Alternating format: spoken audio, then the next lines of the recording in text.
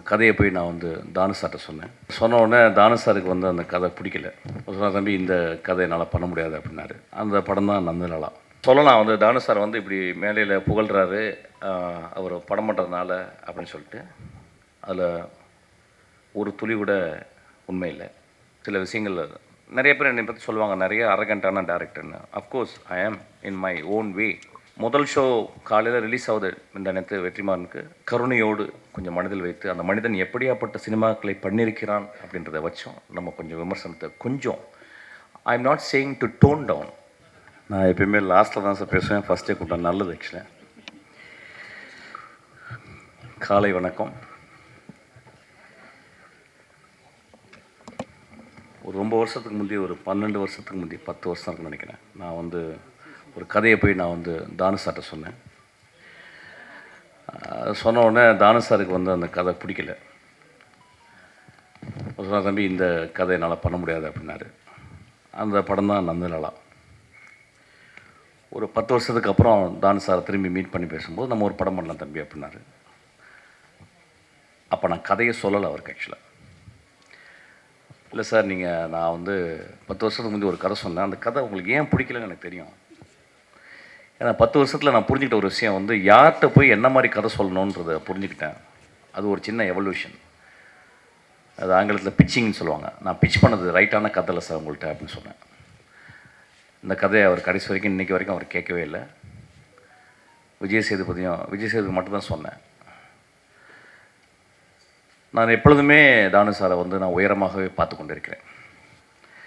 நான் சினிமா சேர்றதுக்கு முந்தி அவருடைய படங்களுடைய போஸ்டர், அவர் எப்பயுமே ஒரு தமிழ் சினிமாவின்னு ஒரு மிக மிக ஒரு ஈஸ்தட்டிக் சென்சிபிளோடு இருக்கிற ஒரு ப்ரொடியூசர். ஒரு நாளைக்கு 2 தடவை என்னுடைய ஆஃபீஸ்க்கு வருவார். நான் வந்து என்னை வரவே அலோவ் பண்ண மாட்டேன். நான் வரேன் சார் ஆஃபீஸ்க்கு அப்படின்னா, இல்லை தம்பி நான் வரேன். காலையில் ஆஃபீஸ்லேருந்து வந்து என்னை பார்த்துட்டு அப்புறம் நைட்டு வந்து பார்த்துட்டு போவார். நான் இத்தனை படங்கள் 27 வருஷம் நான் சினிமாவில் இருக்கேன். 18 வருஷம் நான் டேரக்டராக பண்ணி புரிஞ்சிருக்கேன். தானு சார் மாதிரி எனக்கு ஒரு சுதந்திரம் கொடுத்த ஒரு ப்ரொடியூசரை நான் பார்த்ததே இல்லை. ஏன்னா அவர் ஒரு படத்தை அவர் எப்படி எடுக்கிறாருன்னா, இப்போ இந்த படத்தை பற்றி மேக்ஸை பற்றி சொல்லும்போது, தம்பி ஒரு கதை வந்து ஒரு பையன் வந்து சொன்னான் தம்பி, அது ரொம்ப நல்லா இருந்துச்சு பார்ப்பனர். He always dreams about stories. அவருடைய இன்டர்வென்ஷனும் பார்த்தீங்கன்னா ஒரு க்ரியேட்டிவ் இன்டர்வென்ஷன் தான் இருக்கும். யூஸ்வலாக ஒரு டேரக்டர் அப்படின்னா ஒரு படி வந்தால் பிறகு வந்து we unknowingly will become arrogant. We never listen to some people's counsels. But நான் சின்ன வயசு ஃபஸ்ட் படத்தில் தான் அப்படி கிடையாது. என்னுடைய அசிஸ்டன்ட் டேரக்டர் தான் என்னுடைய முதல் கவுன்சில்ஸ், என்னுடைய ஜட்ஜ்மெண்ட்ஸ் எல்லாமே அவங்க தான் கொடுப்பாங்க. அதுக்கப்புறம் என்னுடைய ஒரு 11 நண்பர்கள் இருக்காங்க உலகளாவி. ஸோ நான் ஸ்கிரிப்ட் எழுதி முடித்தோடனே ஒரு 11 நண்பர்களுக்கு வந்து நான் வந்து ஸ்கிரிப்டை வந்து மெயில் பண்ணுவேன். அவங்க படிச்சுட்டு வந்து சொல்லுவாங்க. ஆக்சுவலாக எனக்கு இந்த படம் ரொம்ப வித்தியாசமாச்சு. நான் ஒர்க் பண்ணுற ட்ரெயின் படம் வந்து நான் எல்லாமே தானு சார்ட்ட சொல்லுவேன். ஏன்னா நான் வந்து ஒரு இயக்குனராக மட்டுமே ஒரு 50 லென்ஸில் போட்டுட்டு நான் I'm seeing my world and my world. But ஒரு ப்ரொடியூசராக வந்து அவங்க வந்து sometimes they wear long lens, sometimes they wear 24 lenses. ரொம்ப அகலமாக பார்க்குறாங்க. நான் நேற்று தானு சார்ட்ட வந்து நான் சொன்னேன். ஆக்சுவலாக வந்து ஒரு படத்தை வந்து 3 விதமாக பார்க்கலாம் சார். ஃபஸ்ட்டு வந்து வியாபாரமாக பார்க்கலாம், 2வது வந்து அதுக்குள்ள இருக்க டெக்னிக்காலிட்டிஸ், 3வது வந்து அதோடைய கலைத்தன்மை. சில நேரங்களில் வந்து கலைத்தன்மை முன்னாலும் டெக்னிக்காலிட்டிஸ் மிடில்லையும், வியாபாரம் வந்து 3வது ஆயிடுது. ஆனால் இன்றைக்கி ஒரு சினிமா அப்படின்றது ரொம்ப ரொம்ப ஒரு காம்படிட்டிவான ஒரு எக்ஸ்ட்ராடினரி இண்டஸ்ட்ரி. பட் ஆனால் ரொம்ப காம்படிஷன். ஸோ அதை நிறுத்தி வெளியே கொண்டு வந்து சேர்க்குறதுக்கு வந்து ஒரு ப்ரொடியூசர் படுற கஷ்டம் நான் கற்றுக்கிட்டேன், நான் பார்த்துக்கிட்டேன். ஸோ இப்போ நான் என்ன பண்ணியிருக்கேன், அந்த ஷிஃப்ட்டை வந்து ஃபஸ்ட்டு ஒரு படம் வந்து அந்த படம் வந்து அந்த போட்ட காசை அவங்களுக்கு வந்து கொண்டாந்து கொடுக்கணும். ஒரு சின்ன லாபமாவது அவங்களுக்கு ஈட்டி கொடுக்கணும். பெரிய லாபம் ஈட்டணும், சின்ன லாபமாவது ஈட்டி கொடுக்கணும். அதுக்கப்புறம் அவருடைய டெக்னிக்காலிட்டிஸ், அதுக்கப்புறம் தான் அவருடைய கலைத்தன்மை.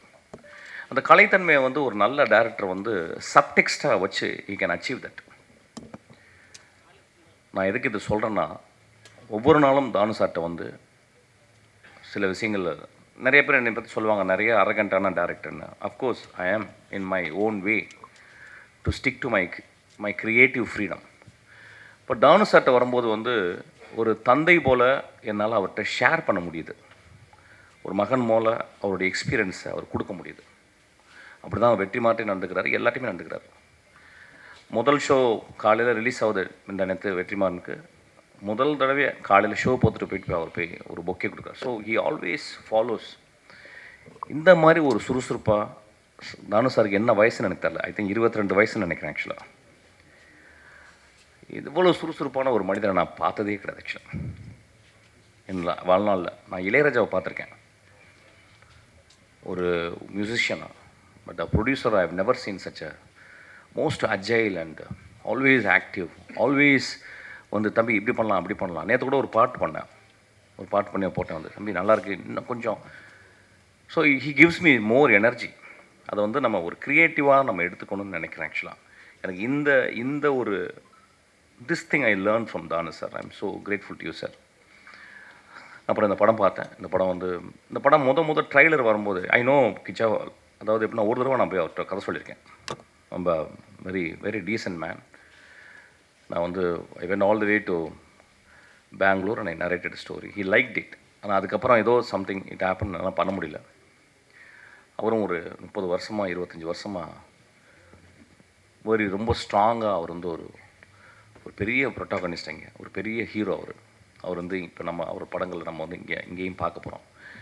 இப்போ வந்து ஒரு படம் வந்து இப்போ வந்து இந்தியா வந்து ஒரு மாநிலமாக ஆயிடுது கிட்டத்தட்ட சினிமா பொறுத்தில். யார் வேணால் எங்கேருந்து வேணாலும் அவங்க வந்து ஏற்றுக்கொள்ளப்படுகிறார்கள். அப்படி தான் இருக்கணும் ஆக்சுவலி. இப்போ வந்து ஒரு ஹீரோ எங்கள் ஏரியா ஹீரோ அப்படிலாம் கிடையாது. இப்போ வந்து இது வந்து ஒரு கலையாக மட்டுமே சினிமா பார்க்கப்படுகிறது. ஸோ இந்த படம் ரொம்ப நல்ல கமர்ஷியலாக இருந்துச்சு. எனக்கு அந்த இயக்குனருக்கு வந்து நான் வாழ்த்துக்களை சொல்கிறேன். There are many kinds of film. Fassbinder எடுக்கிறது ஒரு ஃபிலிம், பெல்லாட்டர் எடுக்கிற ஒரு ஃபிலிமு, குரசவா ஒரு ஃபிலிம் எடுக்கிறாரு, பிரசான் ஒரு ஃபிலிம் எடுக்கிறாரு, பொலான்ஸ்கி ஒரு ஃபிலிம் எடுக்கிறாரு, நோலன் ஒரு டிஃப்ரெண்ட் கைண்ட் ஆஃப் எடுக்கிறாரு. நிறைய ஃபிலிம் மேக்கர்ஸ் இங்கே நம்ம இந்தியாவை பார்த்தோம்னா ஷியாம் பெனகல்லேருந்து ஆரம்பிச்சின்னா வெற்றிமாறன்லேருந்து இன்றைக்கி ராம்லேருந்து தியாகராஜன், குமார் ராஜா, இன்றைக்கி மிகப்பெரிய வெற்றி படங்களை கொடுத்த டேரக்டர்ஸ் எல்லாமே.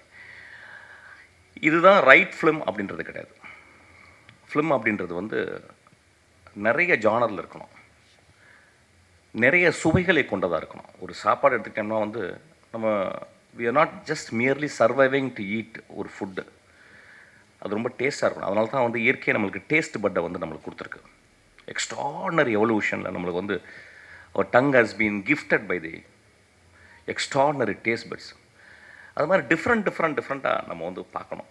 ஒரு ஷோலையை பார்த்துட்டிங்கன்னா ஒரு காலத்தில் அதை விட ஒரு கமர்ஷியல் படம் இல்லை. Maybe it was rip off from different films inspire ஆகிருக்கலாம். ஆனால் அது ஒரு மிகப்பெரிய இன்றைக்கு வரைக்கும் இந்தியாவில் மிகப்பெரிய ஒரு கமர்ஷியல் படமாக ஷோவில் இருக்குது. கமர்ஷியல் படங்களும் பண்ணணும். ஒரு கதாநாயகன் கணவன் மனைவி உறவு, ஒரு கதாநாயகன் அண்ணன் தங்கை உறவு, ஒரு கதாநாயகன் நண்பர்கள் உறவு, இப்படியும் இருக்கணும். ஒரு கதாநாயகன் ஒரு பெரிய வீர சாகசம் செய்யும் ஒரு கதாநாயகனாகவும் இருக்கணும். இந்த படத்தில் அப்படியாப்பட்ட ஒரு கதாநாயகனை தான் பார்க்குறேன். வீர சாகசம் செய்யும் ஒரு பெரும் கதாநாயகனாக இந்த படத்தையும் நம்ம பார்க்கணும். இப்போ சமீப காலமாக ஒரு படங்களை ரொம்ப ஸ்ட்ராங்கான ஒரு கிரிட்டிசிசம், கண்டம்னேஷன் எல்லாமே இருக்குது. இதை திரைப்பட இயக்குனர்கள் நம்ம வந்து ஒத்துக்கணும். நான் ரொம்ப யோசிக்கிறேன். ஏன்னா ஒரு காலகட்டத்தில் இன்றைக்கி வந்த எல்லா திரைப்பட இயக்குனர்களையும் அடையாளம் கண்டு சமூகத்துக்கு சொன்னவங்க பத்திரிக்கைக்காரங்களும் மக்கள் தான்.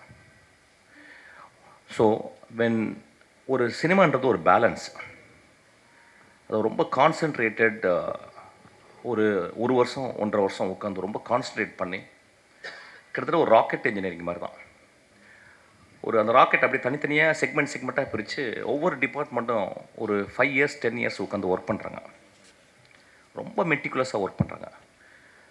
அதுக்கப்புறம் எல்லாம் பண்ணி முடிச்சு லான்ச் பண்ண முடியாம பிறகு திடீர்னு ஒரே ஒரு சின்ன ஒரு ஒயர்னால் வந்து அந்த அந்த பெரிய ராக்கெட் வெடிச்சிடலாம். அந்த மாதிரி தான் சினிமாவும். ஸோ இது ஒரு concentrated work led by the director, also with the actors, the producers. Sometime mishap ஆகும். ஸோ இதையும் மனதில் கருத்து வச்சுக்கிட்டு நம்ம புரிஞ்சுக்கணும். கிட்டத்தட்ட பத்திரிகையாளரும் நம்மளும் பார்த்தீங்கன்னா ரெண்டு கையை கோர்த்து தான் நடக்கிறோம். நீங்கள் இல்லாமல் நாங்கள் இல்லை, நாங்கள் இல்லாமல் நீங்கள் இல்லை, அப்படி தான் இருக்கணும்னு நான் நினைக்கிறேன். ஸோ சில நேரங்கள் நான் திரும்பி சொல்கிறது, கருணையோடு கொஞ்சம் மனதில் வைத்து அந்த மனிதன் எப்படியாப்பட்ட சினிமாக்களை பண்ணியிருக்கிறான் அப்படின்றத வச்சோம் நம்ம கொஞ்சம் விமர்சனத்தை கொஞ்சம், I am not saying to tone down, I am saying கொஞ்சம் please add little compassion when you criticize a movie. அது ரொம்ப இம்பார்ட்டன் நினைக்கிறேன். ஏன்னா இன்றைக்கி சினிமாவை பார்த்தீங்கன்னா எனக்கு அவ்வளோ கஷ்டத்தில் இன்றைக்கி சினிமா இருக்குது. நிறைய பேருக்கு தெரியாது.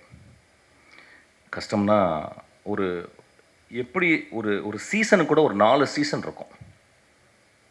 ஆனால் இன்றைக்கி சினிமா அவ்வளோ கஷ்டத்தில் இருக்குது.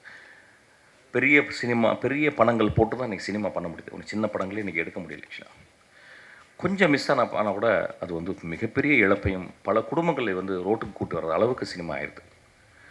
ஸோ இதை கருத்தில் கொண்டு நம்ம சினிமாவை ரொம்ப கம்பேஷனோட பார்க்கணுன்னு நான் ரொம்ப தாழ்மையோடு கேட்டுக்கிறேன். இந்த படம் ஒரு மிகப்பெரிய வெற்றி படமாக அமையும்.